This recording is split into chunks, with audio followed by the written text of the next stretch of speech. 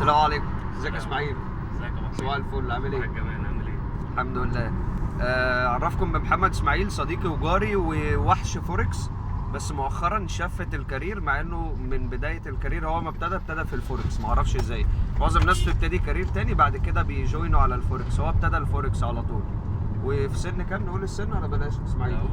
طيب اسماعيل هو عنده 34 سنه، شفت المجال خالص. فاول سؤال، يا ترى اللي انت بتشفت الكارير دي حاجه حلوه ولا حاجه وحشه؟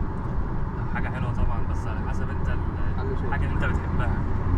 هو بيقول حاجه حلوه بس على حسب الحاجه اللي انت بتحبها. طيب لو شغفك ان انت تروح للحاجه دي مهما كان سنك تروح لها عادي جدا، مش طبعا. حاجه صعبه ولا حاجه. هسألك سؤال، لو انت دلوقتي مش هقول سنك كبر، بس في كذا دفعه يعني اتخرجت بعديك، وانت ما شفت الكارير هتبتدي حاجه تانية، فقول لي الفرص بتنعدم ولا لا؟ انا مقتنع ان هي بتقل، فانت محتاج تدور اكتر، انما مش بتنعدم. هي الفرص بتقل طبعا، بس على حسب تميزك في الكارير اللي انت رايح عليه. يعني هو في فعلا زي ما انت بتقول ان الفرص بتقل، بس طول ما انت بتقدر تنافس في الكارير اللي انت رايح عليه يبقى عندك فرصه احسن. كويس. طيب اسماعيل، اول ما ابتديت وشفت الكارير، يا ترى الدنيا عامله ازاي؟ يعني الدنيا اسهل ولا لا؟ كل واحد عنده إرادة إن هو يشفت مهما كانت الدنيا صعبة. حلو جدا. يعني انت بتقول طول ما الواحد عنده اراده ان هو يشفت، هيشفت حتى لو الدنيا صعبه. حتى لو الدنيا صعبة. طيب انت مبسوط بعد قرار اللي انت شفت الكارير؟ طبعا أكيد. يعني انت دلوقتي احسن، البرفورمانس بتاعك احسن؟ البرفورمانس أحسن، حتى لو في طبعا أنت يعني تبقى عندك اكسبيرينس على مدى سنين حياتك في المجال اللي أنت مش بتحبه أو اللي أنت شغال فيه غصب عنك عشان توفر فيكسد إنكم. هي مشكله اول مجال اللي انت الحاجه اللي بتجيلك وانت صغير بترشق فيه عشان تدور على شغل وخلاص. بالظبط. فمعظم الناس ما بتبداش الحاجه اللي بتحبها، طبعا مش الكل، في ناس بتبدا الحاجه اللي بتحبها على طول، بس ناس كتيره. وحتى هتلاقي اول سنه سنتين من التخرج في تخبط، انا لسه عايز ادرس الماركت، عايز اغير الكارير بتاعي.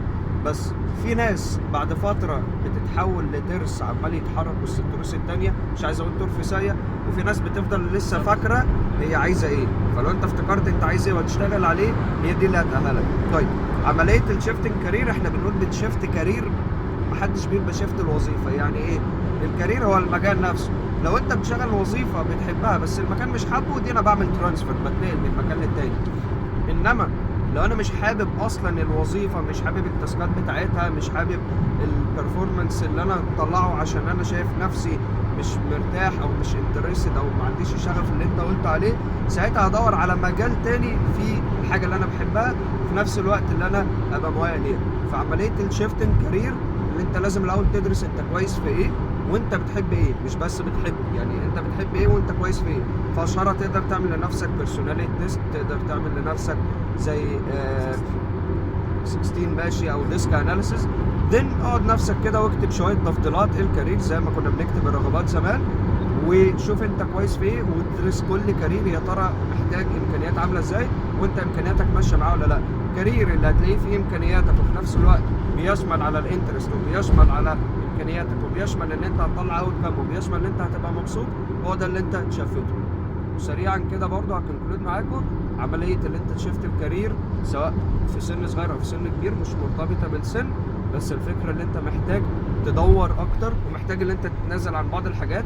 يعني ممكن تبقى وصلت في الوظيفه القديمه اللي انت بتاخد سالري اعلى، لما تبدا وظيفه جديده او كارير جديد مش هيعتبروا ان الخبره القديمه دي ليها علاقه، فممكن السالري يقل.